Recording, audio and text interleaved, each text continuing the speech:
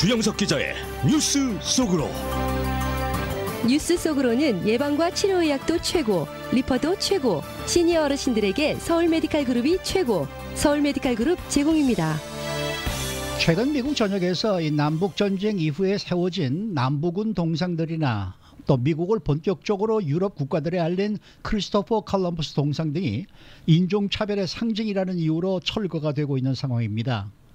흑인 조지 플로이드의 비참한 죽음 이후에 전국적인 시위 사태 속에 미국에서는 시스템적인 인종차별을 몰아내자라는 운동이 벌어지고 있는데요. 주영석 기자. 네, 안녕하십니까. 요즘 미국 상황이 참으로 다이나믹한 것 같습니다. 그런데 이 인종차별을 상징하는 것으로 여겨지는 과거의 역사적인 흔적들이 모두 지금 제거되고 있는 그런 상황이에요. 그렇죠. 네, 정말 이 대단한 그런 지금 상황인 것 같아요. 이 조지 플로이드 죽음이 몰고 온 그 나비 효과라는 게 어디까지 갈지 정말 예측하기 어려울 정도로 거센 것 같습니다. 어떻게 보면 조지 플로이드 죽음도 물론 비참한 죽음이었고 많은 사람들이 충격을 받았지만 그 어떤 그릇으로 치면 물이 완전히 한가득 차 있는 상황이었고, 근데 거기 한 방울이 떨어져서 이게 물이 넘치는 상황이 아닌가. 그러니까 조지 플로이드 죽음 자체가 모든 것이 아니라 이미 그 직전에 이미 한계까지 다다른 상황에서 조지 플로이드의 죽음이라는 물방울 하나가 결국 그 물이 흘러넘치게 만드는 그런 기폭제가 되지 않았나 그런 느낌이 드는데요. 그래서 이 미국판 역사 바로 세우기라고 할 수 있을 것 같습니다. 뭐 굳이 비교하자면 한국으로 치면 우리가 이해하기 쉽게 생각하는 뭐 친일파 청산운동 같은 뭐 그런 느낌? 약간 뭐 그렇게 볼 수도 있는데 어찌됐건 보스턴에 있는 콜럼버스 동상이 누군가 공격을 받아서 목이 떨어져 나가는 이제 그런 모습 볼 수 있었고요. 버지니아주 리치몬드시에서는 1927년 세워진 콜럼버스 동상이 시위대에 의해서 훼손된 뒤에 인근 호수에 벌어졌습니다. 뭐 아시다시피 콜럼버스는 사실 논란의 대상이 되는 인물이죠. 그럼요. 우리가 이제 백인들의 시각에서 신대륙을 발견했다고 하는데 사실 그 신대륙이라는 표현 자체도 굉장히 좀 문제가 있는 표현이고 이미 사람이 살고 있었는데 왜 이게 신대륙인지 그럼 여기 살고 있던 사람들은 뭐가 되는지 모르겠는데 아무튼 이 말 자체 단어 하나하나가 굉장히 좀 문제가 될 수밖에 없는 소지가 있는데 어찌됐건 콜럼버스가 신대륙을 발견한 당시에 토착 원주민들을 탄압하고 학살했다는 그런 역사적 기록들이 그동안 지속적으로 발견이 됐고요. 그래서 갈수록 역사적인 평가가 좀 낮아져 온 게 사실이죠. 콜럼버스에 대해서는 뭐 저만 해도 30-40년 전 같은 경우 아주 어릴 때 보면 콜럼버스에 대해서 부정적인 언급을 별로 못 들었던 것 같은데 그렇죠. 갈수록 부정적인 부분이 좀 높아지면서 요즘은 긍정적인 평가를 별로 못 보는 것 같아요. 콜럼버스에 대해서는. 그래서 역시 그 역사적인 평가라는 것은 시대가 흐르면서 바뀔 수 있다는 거 우리가 좀 느끼게 되고요. 이번에 특히 그 조지 플로이드 죽음 이후에 인종차별을 정말 더 이상 좌시해서는 안 되겠구나. 뿌리 뽑아야 되겠다는 정서가 강해지면서 그 역사적 뿌리가 바로 콜럼버스다 하는 이런 생각들을 하는 것 같습니다. 그래서 콜럼버스에 대한 격하 움직임이 나타나고 있고요. 마찬가지로 미국 남북전쟁 시절에 남부군 총사령관이었던 로버트 리 장군의 기마상도 철거됐습니다. 크레인에 의해서 땅으로 끌어내려졌고요. 남부연합군 윌리엄 카터 위컴 장군 동상도 역시 철거돼서 땅바닥에 떨어져서 나뒹구는 모습이 끌어내렸더라고요. 그렇죠. 시민들이. 보도가 됐죠. 그래서 끌어내리고 막 그랬는데 뭐 사실 로버트 리 장군 개인을 놓고 보면 이 사람이 뭐 이렇게 심한 인종차별주의자인지는 모르겠고요. 역사적으로 봐도 그런 건 아닌 것 같지만 그러나 이 사람이 인종차별, 그러니까 노예 해방을 반대하는 남부군의 총사령관이었다는 이유만으로 그렇죠. 사실은 상징적인 면이 있기 때문에 이렇게 또 격화되는 그런 신세가 지금 되고 있습니다. 어찌됐건 더 이상 인종차별이 허용될 수 없다는 것을 이 미국에서 좀 상징적으로 보여주는 장면들이 아닌가.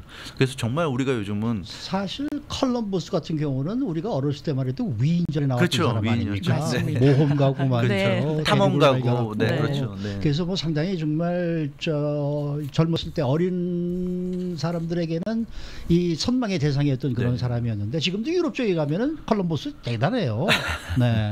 그런데 이제 뭐 여기서는 이미 콜럼버스 데이가 없어지고 원주민의 데이로 뭐 이 그렇죠. 이름을 바꾸고 또 그러지 않았습니까? 그렇죠. 네, 맞습니다. 네. 이제 이렇게 인종차별에 반대하면서 역사적인 동상을 철거하는 이런 현상들이 근데 미국에서만 일어나는 그런 일이 아니더라고요. 그런 건 아니죠. 지금 인종차별을 반대하는 그 움직임은 전 세계에서 일고 있어요. 그 조지 플로이드 흑인의 죽음, 이 흑인 조지 플로이드의 비참한 죽음에 대해서 미국에서 물론 가장 격렬하지만 영국을 비롯한 유럽에서도 아주 큰 시위들이 일어나고 있고 한국에서도 이 지난 그 일요일 토요일 이 조지 플로이드 죽음을 추모하고 이 인종차별에 반대하는 그런 또 시위가 서울 광화문 한복판에서 열렸습니다. 네. 그래서 이건 미국에서만 나타나는 현상이 아닙니다.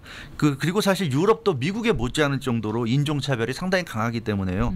유럽에서도 인종차별을 퇴출해야 된다 하는 그런 목소리가 나오고 있는데 지금 영국에서 우리가 너무나 잘 아는 윈스턴 처칠 윈스턴 처칠도 우리가 어릴 때는 위인으로 알고 있었는데 이 윈스턴 처칠이 지금 순환의 대상이 되고 있습니다.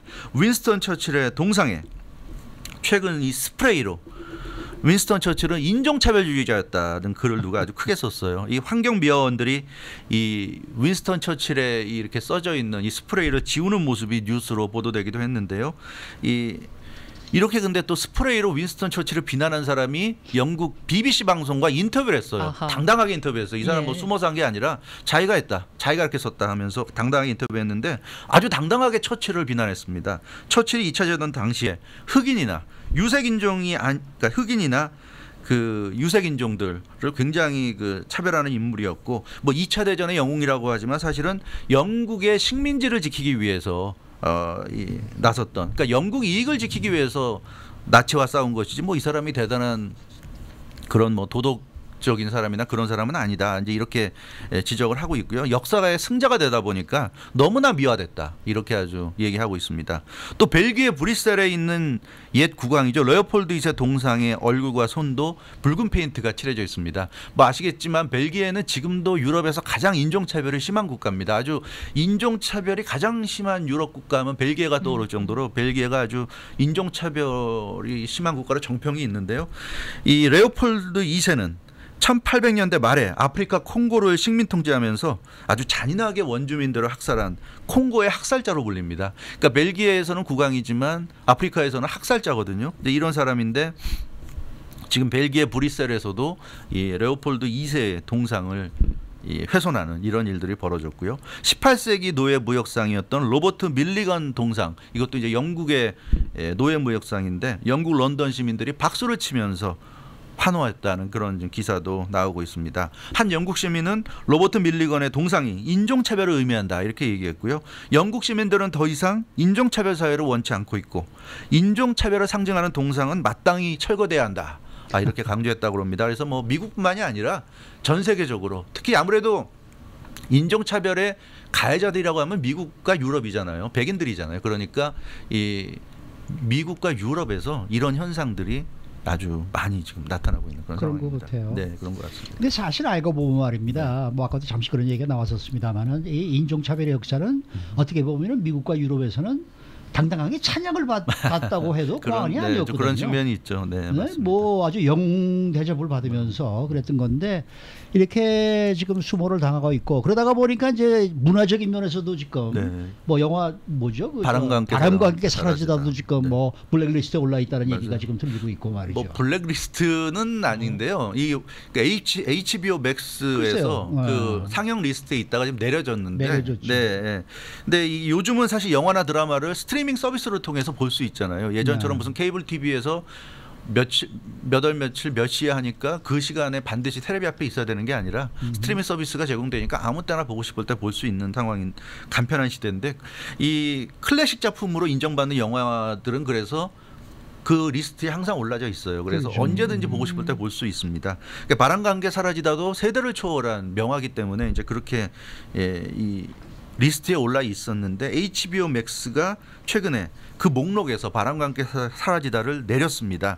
그러니까 HBO 측은 역사적 맥락에 대한 설명과 함께 다시 상영 목록에 올릴 것이다 이렇게 설명했고요. 그러니까 이 바람과 함께 사라지다 작품 속에 있는 내용들이 지금 시각으로 보면 너무나 좀 문제되는 부분이 많이 있어서 그런 부분에 좀 설명이 필요하다. 이제 이런 얘기입니다. 그래서 영원히 못 보게 하겠다는 게 아니라 그런 설명이 들어가서 볼 수 있게 하겠다. 뭐 이런 지금 얘기예요. 그래서 그런 작업을 위해서 일단 좀 내렸다는 얘기인데 뭐 아시다시피 바람과 함께 사라지다는 1939년에 개봉된 영화고요. 정말 영화사의 길이 남을 불후의 명작입니다. 뭐 영화의 내용에 대한 논란은 떠나서 영화 자체의 완성도가 대단하고요. 영화는 굉장히 잘 만든 영화입니다. 그래서 아카데미 시상식에서 10개 부분 수상을 했고 헐리우드 역사상 최고 영화를 꼽을 때 항상 거론되는 그런 영화였습니다. 하지만 이제 남부 지역의 노예제 미화 논란이 끊이지 않았고요. 또 현대 사회로 오면서 그런 것 때문에 영화 내용이 주는 문제점 때문에 영화적 가치가 점점 좀 내려가는 느낌이었어요. 그래서 바람과 함께 사라지다라는 그 참 번역도 잘 된 것 같은데 이 워낙 제목도 유명하다 보니까 이 말 또 이 영화 자체는 다들 알고 계시겠지만 요즘은 사실 그렇게 많이 상영되지는 않는 것 같습니다. 그래서 이 가치도 이 역사적인 인물도 시대에 따라서 가치가 오르고 내리고 하듯이 이 바람과 함께 사라지다 영화도 평가가 지금 오르락 내리락 하는데 요즘은 아주 좀 낮아지고 있지 않은가 이제 그런 생각이 있고요. 특히 인종차별 철폐 운동이 좀 거세지면서 바람과 함께 사라지다의 위상 또 평가도 상당한 지금 타격을 받은 것으로 이렇게 좀 보여집니다. 네, 그런데 이 바람과 함께 사라지다 이 영화는 1939년도 작품이고요. 그때 그 당시에는 그런 정서가 보편적이었고요. 그 보편적인 그때의 정서를 지금 현대에 가져와서 현대의 잣대로 재단하는 거는 문제가 좀 있지 않냐 이런 지적도 꽤나 있더라고요. 네, 그렇죠. 나오고 있죠. 네. 상당히 좀 거부감을 갖는 사람들도 많이 있습니다. 뭐 그렇게 볼 여지도 있죠. 1939년에 만들어진 작품이니까 지금 2020년과 1939년의 어떤 시대상이란 건 분명히 다른데 이 지금의 시각으로 그 당시 만들어진 영화를 재단하는 게 과연 옳은 것이냐 이런 지적도 있어요. 1939년에는 인종차별에 대한 어떤 인식이 미국 내 인식이란 것이 지금과는 이제 달랐다는 거죠. 그렇죠. 그런 얘기고 또 바람과 함께 사라지다는 영화 배경 자체가 남북전쟁 시대가 배경 아닙니까? 네. 그래서 당연히 이제 노예들이 등장하게 되고요.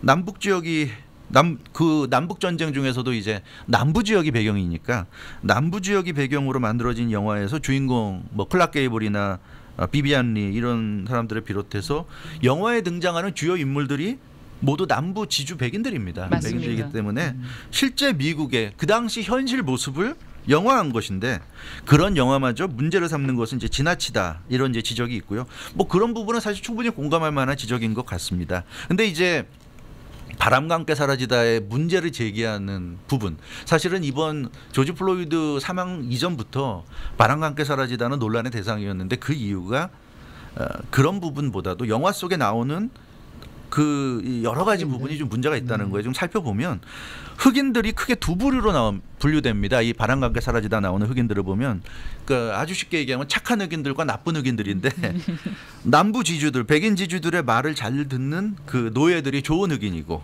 독립을 원하고 노예제 폐지를 원하는 흑인들이 악당처럼 그려져서 나쁜 흑인들로 나오는 거예요. 그래서 이런 거는 좀 문제가 있지 않은가. 독립적인 그런 노예를 원치 않는 노예가 되고 싶지 않은 흑인을 악당처럼 묘사하는 그런 부분이 바람과 함께 사라지다 있고요. 그리고 대놓고 KKK라고 한 건 아니지만 바람과 함께 사라지다의 핵심인 백인 주인공 그룹이 그 여주인공인 그 비비안 리가 흑인 마을에 갔다가 흑인들로부터 이렇게 폭력을 당하고 좀 수모를 당하는 그런 일을 겪으니까 영화 속에서 그 비비안 리 그 친구들의 백인 남자들이 흑인들을 혼내주는 장면이 나와요. 근데 대놓고 KK라고는 안 하지만 누가 봐도 이건 KKK를 묘사하는 그러니까 KKK가 마치 정의의 사도인 것처럼 그런 느낌이 주게끔 이 영화가 만들어졌어요. 그래서 1939년에 물론 지금과는 사회적 인식이나 여러 가지가 다르다고는 하지만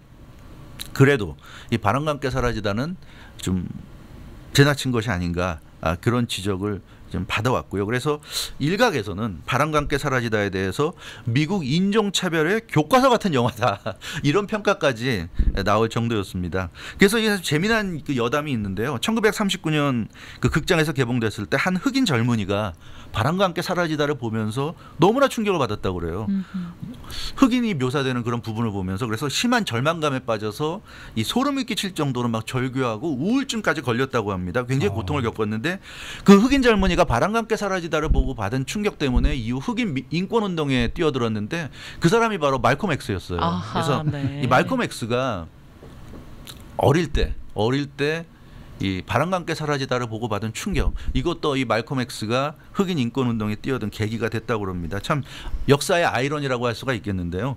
그만큼 이 흑인들에게는 이미 그때부터도 굉장히 그 충격적인 영화였다 이렇게 말씀드릴 수 있겠고 사실 바람과 함께 사라지다는 원작이 있는 영화죠. 소설이 있습니다. 마가렛 미첼이 지은 원작 소설을 바탕으로 한 영화인데 이 원작 소설은 영화보다 훨씬 더 심각하다고 그래요. 정말 이 인종차별에 대한 묘사가 굉장히 심각한 그런 소설이라고 그러는데 그래서 이 바람과 함께 사라지다 같은 이런 영화들에 대한 이 문제 제기 이런 거는 사실은 이번 그 조지 플로이드 죽음 이전부터 굉장히 그 여러 번에 걸쳐서 제기돼 왔고요. 아마 2000년대, 2010년대부터는 그래서 이 바람과 함께 사라지다가 거의 헐리우드에서도 언급이 잘 안 되는 예, 좀 그런 걸로 알고 있어요. 그래서 영화인들도 굳이 뭐 바람과 함께 사라지다 잘 언급하지 않고, 그러니까 굳이 뭐 비판까지 할 건 없겠고 그 사람들 입장에서도, 하지만 바람과 함께 사라지다를 좋게 얘기하는 거는 분명히 문제가 있다는 얘기를 들을 수 있기 때문에 아예 바람과 함께 사라지다를 언급하지 않는 모습을 볼 수가 있는데, 이번에는 이 조지 플로이드 죽음 때문에 이제 바람과 함께 사라지다에 대한 본격적인 좀 문제 제기가 되는 것 같습니다. 한 30년 전만 해도 이 공중파 TV에서 바람과 함께 사라지다 같은 영화는 그렇죠. 한 3, 4년에 예, 한 번씩 방영이 됐었거든요. 예, 그렇죠. 근데 요새는 안 해요. 안 하죠. 예, 그리고 뭐 요새는 뭐 10개나 네. 벤허 같은 영화들은 이제 하긴 하는데 네. 이 바람과 함께 사라지다는 재방송을 본 적이 없어요. 그렇죠. 근데 사실 그렇지 않습니까? 이게 너무나 오래전에 만들어진 네. 영화고 그 당시의 상황을 그린 영화인데 네. 지금의 잣대로 평가해서 그거를 상영 목록에서 내리는 것, 네.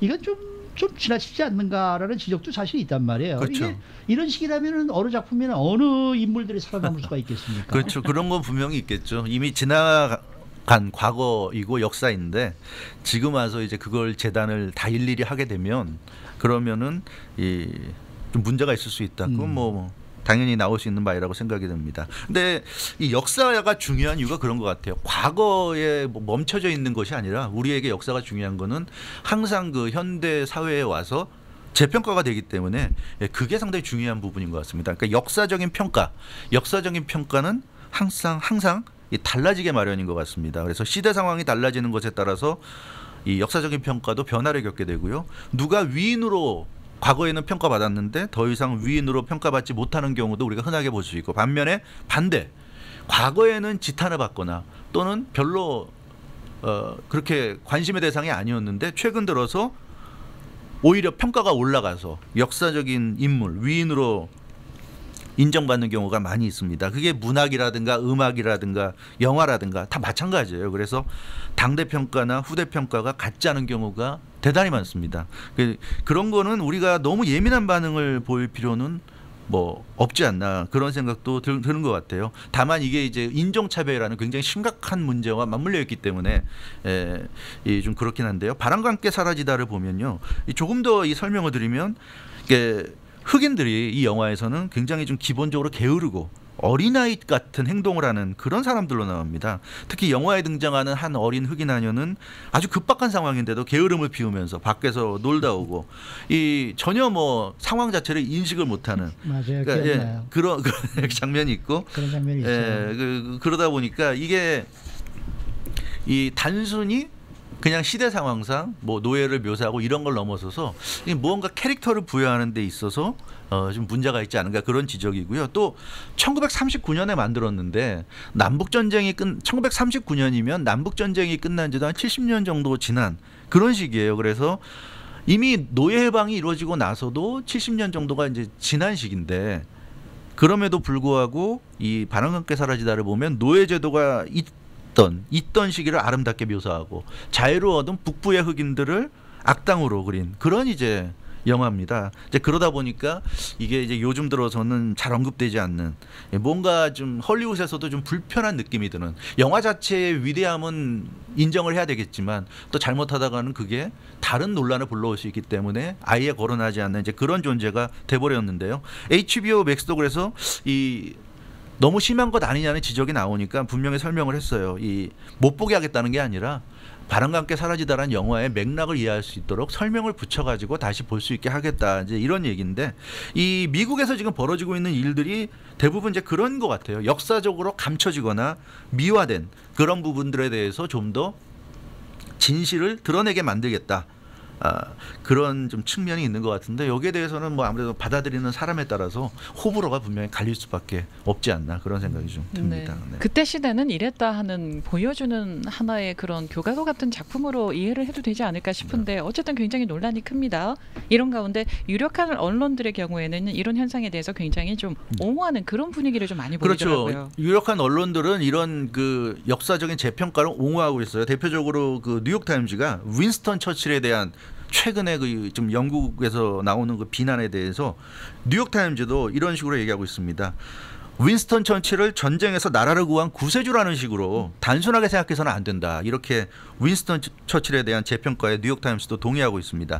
1940년대 이전에 윈스턴 처칠의 행적들은 냉정하게 객관적으로 재평가할 필요가 있다는 거예요. 무조건적으로 처칠은 위인이고 히틀러는 악인이고 이런 식으로 이분법적으로 접근해서는 안 된다는 얘기입니다. 그러니까 식민지에서 많은 사람들이 처칠을 악당으로 여기고 있고 실제로 처칠의 언행이나 처칠의 어떤 결정 때문에 수많은 사람들이 목숨을 잃었고 그래서 비평가들은 처칠은 인종차별주의자라는 말을 피할 수 없는 사람이다. 이렇게 얘기하고 있어요. 그래서 이 처칠의 아마 신화가 조만간 또 새로운 평가를 받게 될 것 같습니다.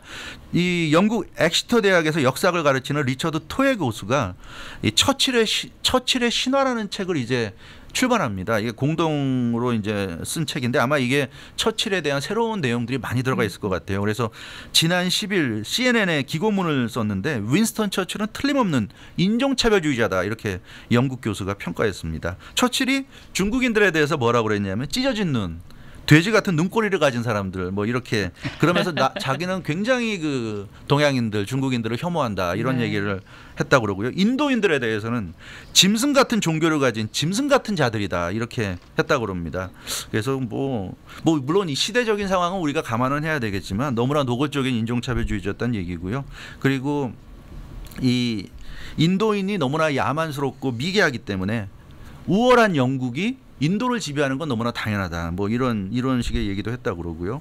그리고 뭐 아프리카 식민지 케냐에서 독립운동을 했다는 이유로 15만 명에 달하는 그런 케냐 독립운동가들을 모두 잡아서 수용소에 가뒀다고 그럽니다. 그리고 심지어 미개한 야만인들에게 독가스를 이렇게 쓰게 하는 것도 찬성이다. 뭐 이런 얘기까지 그러니까 처칠이 했다고 그래요. 그러니까 사실 뭐 히틀러가 아우슈비츠 수용소 뭐 때문에 특히 나치가 이 유대인들에 대한 그런 부분 때문에 비난받고 있지만 사실 처칠도 미개한 야만인들에게 독가스를 씌우는 거는 문제될 게 없다. 뭐 이런 얘기를 했다고 그럽니다. 그래서 이런 걸 보면 처칠은 아주 뭐 전형적인 백인 우월주의자에다가 이 아시안들을 비롯한 소수계 차별주의자라고 볼 수가 있겠고요.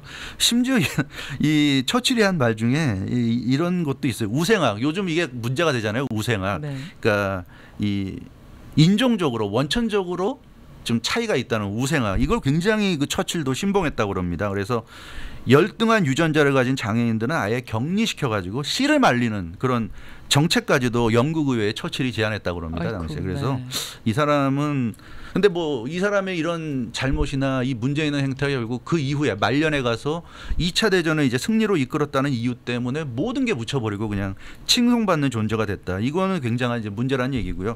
그래서 지금 처칠이나 이런 사람들에 대한 우리가 알아야 될 부분들 그런 부분들이 이제 나오는 것이 지금 와서 이 사람들을 그냥 비난하는 데서 그치자는 것이 아니라 이렇게 백인들 위주의 시각으로 재편성된 그런 어떤 역사라고 할까요? 그런 것이 제대로 된 그런 그 역사를 우리가 바로 보자는 이제 그런 차원인 것 같습니다. 그런 게 이루어져야 이런 그 인종차별, 시스템적인 인종차별이 이루어지지 않을 수 있다. 이제 그런 이제 문제 의식인데 아무튼.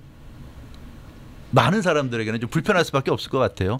평생 동안 배워온 알고 있던 게 이제 무너져 내리는 상황이니까 좀 그런 거는 좀 어쩔 수 없는 것 같습니다. 솔직히 뭐 미국에서 흑인들의 인권 문제가 제기되고 목소리가 높아진 게 1960년대니까 그렇죠. 5, 60년 전밖에 안 돼요. 네. 그렇습니다. 네. 그러니까 그 전에는 솔직히 말해서 뭐 인권이라는 얘기는 나오지도 못했었고, 네. 그러다가 마틴 루터 킹 주니어 목사가 나오면서부터 이제 목소리가 높아졌고, 또 그 덕분에 사실 저희도 지금 미국에 이민 와서 이렇게 살고 있는 거고 말이죠. 그러니까 이게 미국의 무슨 200년, 250년 역사라 그러지만은 이 흑인의 인권의 역사는 50, 60년밖에 안 돼요. 그러니까 이것도 앞으로도 이제 계속해서 발전해 나가야 될 그러한 지금 상황이 아닌가 그런 생각이 듭니다. 1970년대만 하더라도 남부 지역에는 흑인 학교, 백인 학교가 따로 있었다고 하더라고요. 네, 1970년대 말입니다. 맞습니다. 그랬었다고 그러더라고요. 네. 수고 많으셨습니다. 주영석 기자였습니다.